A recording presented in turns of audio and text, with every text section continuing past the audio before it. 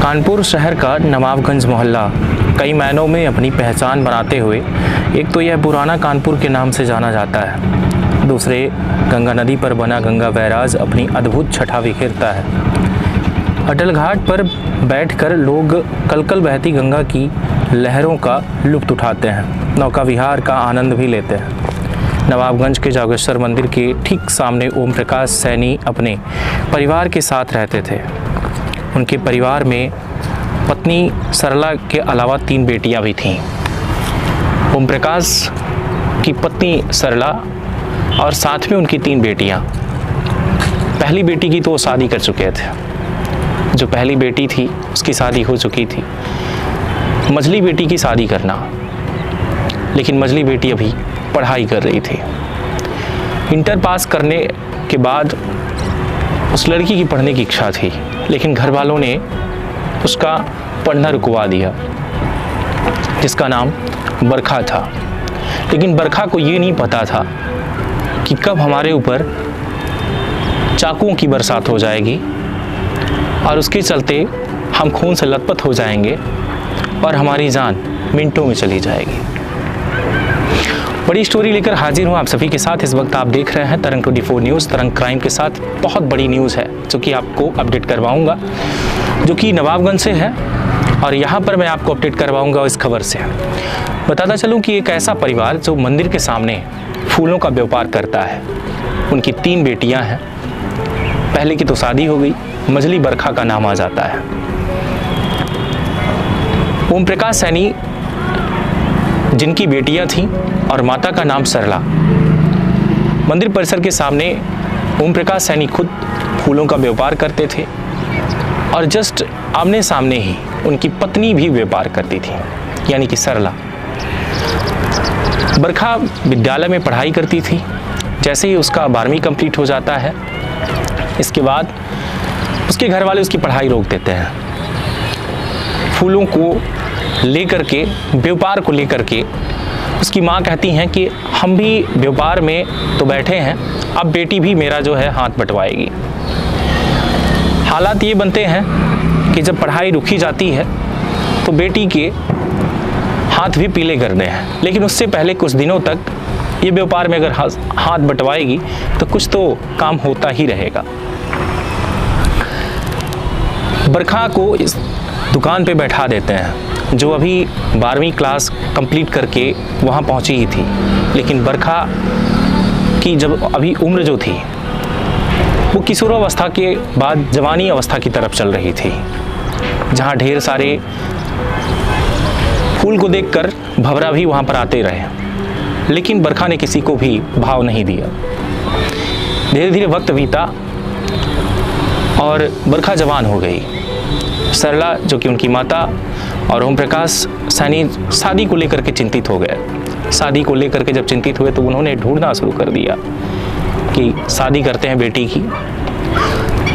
ढूंढते ढूंढते उन्हें कृष्णकांत नाम का एक लड़का मिला, जिससे उनकी बात बनी। कृष्णकांत के पिता रामकुमार सैनी थे। जो रामकुमार सैनी जाते हैं, लड़की देखते हैं। लड़की काफ़ी खूबसूरत थी और एक परिवार जो था वो 2 परिवार एक साथ हो जाते हैं। ऐसा लगता है कि बस दोनों एक ही परिवार, सैनी जो है, सैनी परिवार दोनों एक ही परिवार है। बात बनते बनते बात आगे बढ़ती है, शादी हो जाती है। लेकिन जब बरखा देखती है कृष्णकांत को तो देखते ही समझ जाती है कि हमारे जिस्म की भूख ही मिटा नहीं सकता। शादी हो जाती है। शादी के बाद वो वक्त आता है जब दोनों हम बिस्तर होते हैं, और इसके बाद हालात ये बनते हैं कि वो अपनी पत्नी को खुश नहीं रख पाता, और हालात ये भी बनते हैं कि जो बरखा थी कृष्णकांत से खुश नहीं थी। धीरे धीरे वक्त बीतता चला गया। एक बच्चा पैदा हुआ। बच्चा पैदा होने के बाद हालात ये बने कि दादी और दादा, यानी कि रामकुमार और रामकुमार सैनी की पत्नी, दोनों घर छोड़कर हाथ में बहू के चाबी उस मकान की मालकिन बनाकर सौंप कर सारी संपत्ति और गांव की तरफ चले जाते हैं, जो पूर्वजों के द्वारा जो संपत्ति बनाई गई थी। धीरे धीरे वक्त बीतता गया और अपने पति से खुश जो नाखुश थी बरखा, वो इंतज़ार करती रही, कोई तो एक दिन आएगा जो हमको भी बरसा कर ले जाएगा। वक्त बीतता गया और एक टाइम ऐसा आ गया कि उसी के घर से 5वां घर, 4 घर बीतने के बाद एक दीपक गुप्ता नाम का जो व्यक्ति था, वो कृष्णकांत का दोस्त था, जिसके घर से 5वें घर पर उसका मकान था और वो यहाँ पर आता जाता था। टाइम बीतता गया, धीरे धीरे ऐसा हुआ कि बरखा उसे देखकर, और व्यक्ति जो था वो ई रिक्शा चलाता था, यानी कि ऑटो रिक्शा चलाता था। वो ई रिक्शा से उसकी कमाई भी अच्छी हो जाती थी और उसके पहनावे कुछ और थे जो कि उसे अपने पति में देखने को नहीं मिल पा रहे थे। क्योंकि पति थकाहारा एक कंपनी में काम करता था, कभी शराब पी के आता था, तो कभी ऐसा होता था कि उसके साथ खुश रहा करता था, तो कभी आते ही सो जाता था, जिसको लेकर के उसकी पत्नी नाखुश थी और जो कि खुद ही उसका ध्यान दूसरी तरफ चलता गया। वक्त ये आया कि दीपक गुप्ता से उसके जो है धीरे धीरे बातचीत बनने लगी। वो देखता और ये देखती, लेकिन आपस में बात नहीं होती थी, सिर्फ देखा ताकि ही चलता रहा।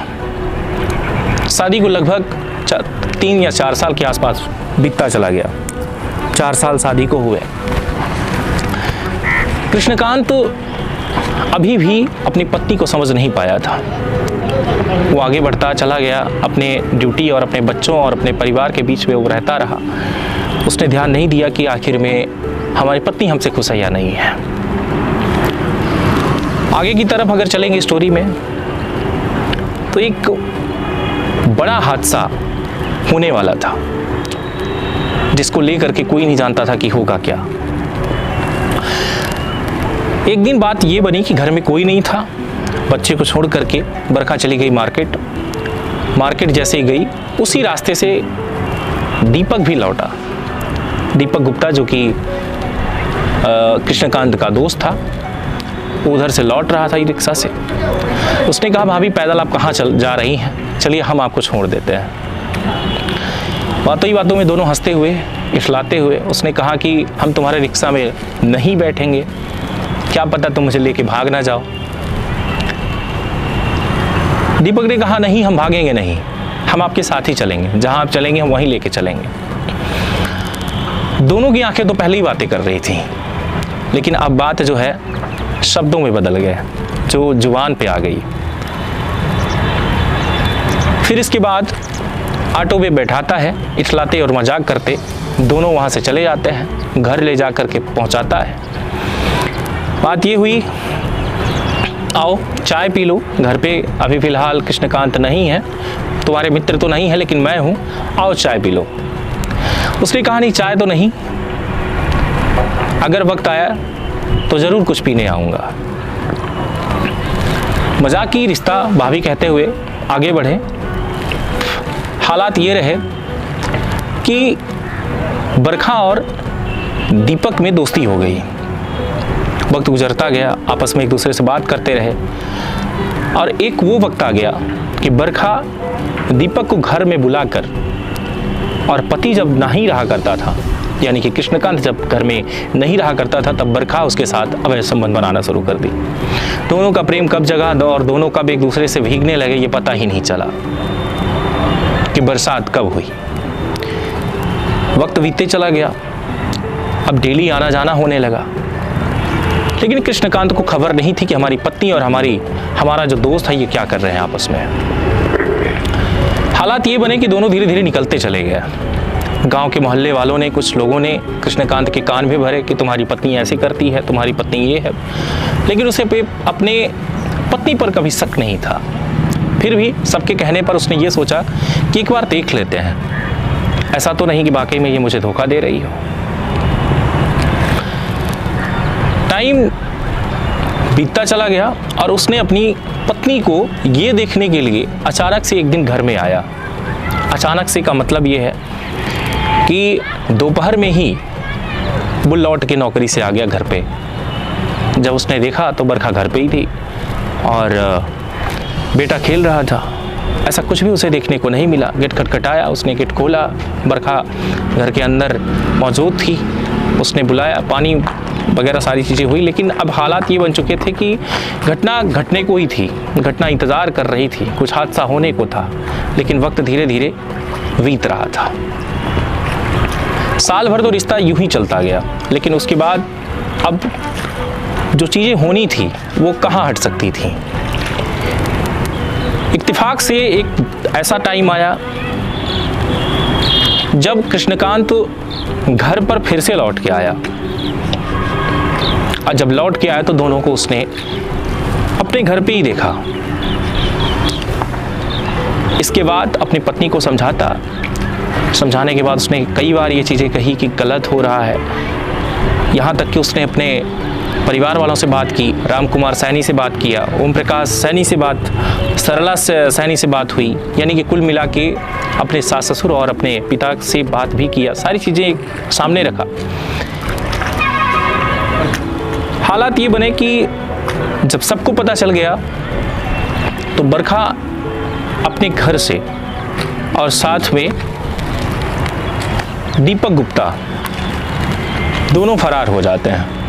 उस वक्त पुलिस को सूचना दी जाती है, कानों कान खबर जब एक दूसरे को होने लगती है, दबाव बनता है, भागते हुए जाते हैं, सब ढूंढने लगते हैं, दोनों को ढूंढते आखिर में एक होटल में पा ही जाते हैं। वहाँ दोनों को समझाते हैं, समझाने के बाद ले आते हैं। हालात ये बने कि जब घर आ गए तो घर पर पहुँचने के बाद अब दोनों अलग अलग हो गए, लेकिन फ़ोन के माध्यम से अभी भी उन दोनों का मिलना बंद नहीं हुआ था, यानी कि फ़ोन से दोनों बातचीत करते रहते थे। पति ने सोचा कि पत्नी हमारी सुधर गई, अब इसमें सुधार आ गया, और धीरे से ऐसा हुआ कि एक बच्चा और हो गया। अब 2 बच्चे हो गए। दोनों बच्चे के बाद घर में जो है अलग ही खुशियाँ देखने को मिली, खुशियाँ बदलती गईं। धीरे धीरे ये हुआ कि भाई अब तो खुशियाँ जो है घर में और आ गई। अब भरोसा हो गया कि शायद पत्नी हमारी जो है सुधर गई, अब समस्या कुछ ऐसी देखने को नहीं मिलेगी। वक्त ये जैसे ही गुजर रहा था, धीरे धीरे कहीं ना कहीं ये भी था कि एक तड़पता हुआ आशिक जो कई दिनों से बेचैन था, वो भी इंतज़ार कर रहा था कि आखिर में कब मुझे बरखा मिलेगी। टाइम आगे बढ़ा और एक दिन घर में श्राद्ध था। जब श्राद्ध था तो पूरे परिवार को बुलावा आया, बरखा को, कृष्णकांत को, उसके दोनों बच्चों को। कृष्णकांत घर में जब कोई नहीं था तो उसने कहा कि हम घर में हैं, तुम चली जाओ और बच्चों को लेती जाओ। दादी के श्राद्ध पे बरखा और बरखे के बच्चे जो थे वो सभी तो चले गए, लेकिन कृष्णकांत घर में ही रह गया। वक्त ये हुआ कि जब शाम हुआ तो उसने दीपक को कॉल किया और दीपक के द्वारा जो है बरखा से संपर्क किया गया। बरखा से बात हुई और दोनों ने बात किया तो ये कहा कि मैं इतने दिनों से इंतज़ार कर रहा था तुम्हारा कि घर से बाहर निकलो, मुझे तुमसे मिलना है, लेकिन तुम मुझसे मिलने के लिए नहीं बल्कि मुझसे कतरा रही हो। या तो मैं खुद कुछ कर लूँगा या तुम्हें कुछ कर दूँगा। प्यार में हम कुछ भी कर सकते हैं। बरखा ने कहा कि नहीं, ऐसा कुछ भी नहीं करना, अपने आप को तुम कोई नुकसान नहीं पहुँचाना, हम तुमसे ज़रूर मिलेंगे। बरखा ने अपने घर के पास वाली मंदिर पे उसे बुलाया कि शाम को यहाँ पे तुम आ जाना। शाम को 5 से 6 बजे के बीच से ही वो इंतज़ार करना शुरू कर देता है। घर के बगल में ही वो आ जाता है। बरखा का इंतज़ार करते करते लगभग रात को 11 बज गया। 11 बजने के बाद फिर से उसने कॉल पर कॉल करना शुरू कर दिया। दोनों जब बरखा को दिखा कि फ़ोन आ रहा है, फ़ोन कॉल पे जब उसने बात करना शुरू कर दिया तब सारी चीज़ें स्पष्ट हो गई और हालात ये बन गए कि वो अपने घर में पीछे के रास्ते से खिड़की खोल के और दीपक गुप्ता को घर के अंदर बुला लेती है। दोनों जाते हैं, छत के ऊपर बैठते हैं, फिर से दोनों फिजिकल होते हैं, संबंध बनाते हैं। संबंध बनाने के बाद एक वक्त ऐसा आता है कि वो कहता है कि मैं तुम्हारे बगैर नहीं रह सकता बरखा, तुम मेरे साथ भाग चलो। उसने समझाया, नहीं दीपक, ऐसा नहीं हो सकता, मेरे पास 2 बच्चे हैं, मेरा परिवार है, मेरे सास ससुर हैं। अब तो देखो जो चल रहा है वो ऐसे ही चलता रहेगा, हम तुमसे मिलते रहेंगे, तुम्हें जो चाहिए हम देते रहेंगे, हमें जो चाहिए हम तुमसे लेते रहेंगे, लेकिन सबसे बड़ी चीज़ ये है कि हम घर छोड़ के अब नहीं जा सकते। दीपक बोला, नहीं ऐसा नहीं होगा, तुम्हें मेरे साथ चलना ही होगा, अगर नहीं चलोगी तो हम जान से मार देंगे। बरखा ने इग्नोर करते हुए बात को टाला और उसने कहा कि नहीं, ऐसा नहीं होगा। बात धीरे धीरे बढ़ती गई और बढ़ते बढ़ते हालात ये पैदा हो गए कि उसने पीछे रखे दुपट्टे से पहले तो उसे खींच लेता है, उसका गला दबोच देता है, पास में रखे एक चाकू से गले को रेत देता है। गला रेतने के बाद बरखा पूरा खून से लथपथ हो जाती है और ये सब देखकर दीपक गुप्ता भाग जाता है, गेट खोलता है, फरार हो जाता है। जब सुबह हुई तो ये जब घर वालों को सूचना मिली, पुलिस को सूचना मिली, पुलिस पहुंची, पुलिस ने देखा, इसके बाद जांच पड़ताल हुई, पति को बुलाया गया, पति से पूछताछ हुई, पति ने कहा ऐसा कुछ नहीं था, इसके पहले कुछ दिन पहले ऐसा मामला देखा गया था लेकिन ऐसा कुछ हुआ नहीं। शक उसे था ही नहीं क्योंकि दूसरा बच्चा हो चुका था। उसे ये लग रहा था कि मेरी पत्नी है, अब सब कुछ, अगर कुछ ऐसा होता तो हमें भी पता चलता। लेकिन उसे इस बात का अंदाज़ा ही नहीं था कि अभी भी उसके मन में वो हवस जो अंदर थी, जो अपने पति से खुश नहीं थी, वो धीरे धीरे बढ़ता ही जा रहा था। हालात ये बनते गए कि ऐसा हादसा हो गया। आगे बढ़ेंगे। पूरी जांच को लेकर के पुलिस जब मंदिर जाती है और मंदिर में जाकर के सीसीटीवी फुटेज जब जांच पड़ताल करती है पुलिस, जहां उस वक्त पुलिस कमिश्नर बीपी जोगदंग थे और साथ में वहां की एसडीओपी आरती सिंह थी। एसडीओपी आरती सिंह के द्वारा पुलिस दल बल पहुंचती है और जांच पड़ताल शुरू हो जाती है। वहाँ पर थाना, जो नज़दीकी थाना था, वहाँ की पुलिस भी पहुंचती है और सीसीटीवी मंदिर में जो लगा हुआ होता है, उस मंदिर से सीसीटीवी के फुटेज निकलवाए जाते हैं। तब पता चलता है कि एक व्यक्ति उस घर में रात को लगभग 11 बजे जाता है और इसके बाद वो बाहर निकलता है लगभग करीब 2 बजे के आसपास, 2-2:30 बजे के आसपास। उस फुटेज को लेकर के कृष्णकांत से बात की गई। फुटेज देखते ही कृष्णकांत पहचान गया, उसने बताया ये दीपक गुप्ता है और इसके पहले संबंध थे जो कि प्रेम संबंध को लेकर के जो बातचीत सामने आई। मामला यूं ही नहीं, अब दीपक गुप्ता को पुलिस ढूंढना शुरू कर देती है कि आखिर में ये व्यक्ति जो है कहाँ।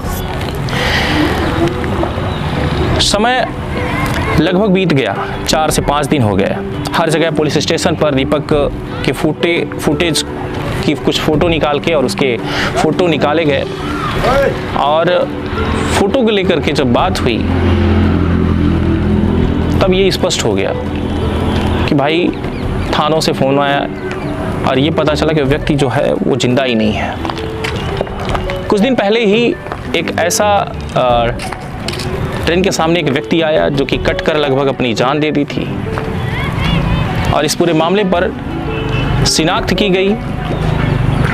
दीपक गुप्ता के पिता को बुलाया गया, दीपक गुप्ता के पुलिस के जरिए उनके पिता को ले जाया गया, वहाँ पर जांच पड़ताल हुई। जांच पड़ताल के दौरान ये स्पष्ट हो गया कि जो बॉडी है वो दीपक गुप्ता की ही थी। पर इससे अभी भी 2 चीज़ें कहीं ना कहीं काफ़ी लोगों को तोड़ कर रख दी थी। एक वो कि 2 बच्चे अभी भी थे और सामने वाला व्यक्ति ये कि वो तो गया ही और खुद जाकर सुसाइड भी कर लेता है पुलिस के डर के कारण और इसके लिए कि पुलिस मुझे ढूंढ ही लेगी। और सच में पुलिस उसके पीछे ही पड़ गई थी और सीसीटीवी से उसने ढूंढ ही लिया था। पुलिस के द्वारा जांच पड़ताल की गई और ये स्पष्ट हो गया कि उसी ने मारा। तब आखिर में करते क्या, मारने वाला भी मर चुका था, तो अब आखिर में केस किसके ऊपर होगा। यहाँ पर फाइल को क्लोज कर दिया गया, लेकिन कृष्णकांत अभी भी 2 बच्चों को और अपने परिवार को लेकर के बैठा। बहुत सारी बातें हुई, स्पष्ट हो चुकी थी, लेकिन एक चीज़ समझ में आई इस पूरी घटना से कि धोखा कभी कभी बहुत बड़ा धोखा दे के जाता है। वो अपने परिवार को, अपने पति को, अपने बच्चों को धोखा दे रही थी, लेकिन एक दिन धोखे से ही उसने अपना ही गला रेतवा लिया। वो भी धोखा ही था जो उसके प्रेमी के द्वारा दिया गया, गला रेत दिया गया, उसके परिवार से उसे दूर कर दिया गया, उसके बच्चों से उसे दूर कर दिया गया। लेकिन प्यार की वो आखिरी रात होगी कौन जानता था, उसे खुद नहीं पता था। वो तो पूरा अपना जिस्म, जान सब कुछ सौंप चुकी थी उसे कि आप जो भी है, तुम्हें जिस तरीके से खुश रखना है मुझे, आज तुम खुद खुश हो। लेकिन पल भर की खुशी के लिए और खुशी होने के लिए और सामने वाले को खुश करने के लिए पूरा परिवार तहस नहस हो गया।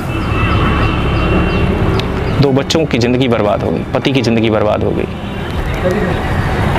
और यहाँ तक कि समाज में इसका बहुत बड़ा गंदा असर भी पड़ा कि कोई विश्वास नहीं करता। आज भी इस स्टोरी से, जो कि रियल स्टोरी है, हाल ही का मामला है, इन सारी चीज़ों से मैं आपको बता दूं कि आप भी अवगत हो चुके होंगे कि अपनी पत्नी पे शक जरूर करने लगेंगे। लेकिन हर इंसान ऐसा नहीं होता, ये भी है कि हर इंसान ऐसा नहीं होता।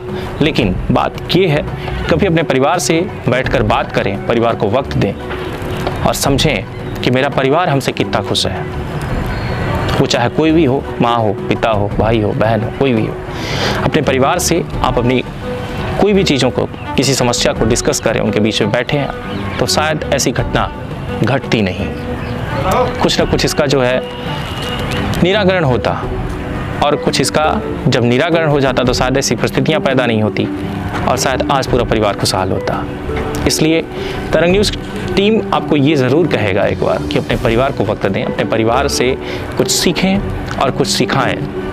हो सकता है कि आपका परिवार आपसे काफ़ी परेशान भी हो, आपके जाने के बाद भी आपका परिवार परेशान ही रहेगा, उसे खुशियाँ नहीं मिलेंगी, लेकिन धीरे धीरे जीना सीख जाते हैं। चाहे कोई भी हो, किसी के बिना कोई ऐसा नहीं होता कि मर जाएगा, लेकिन वक्त है, बदलने में वक्त नहीं लगता।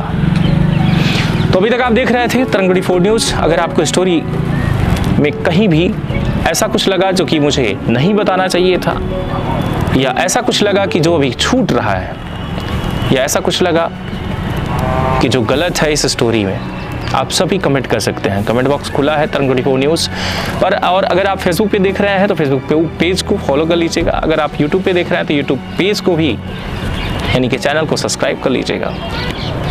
फिर से मिलते हैं बड़ी स्टोरी के साथ, तब तक के लिए नमस्कार, अलविदा।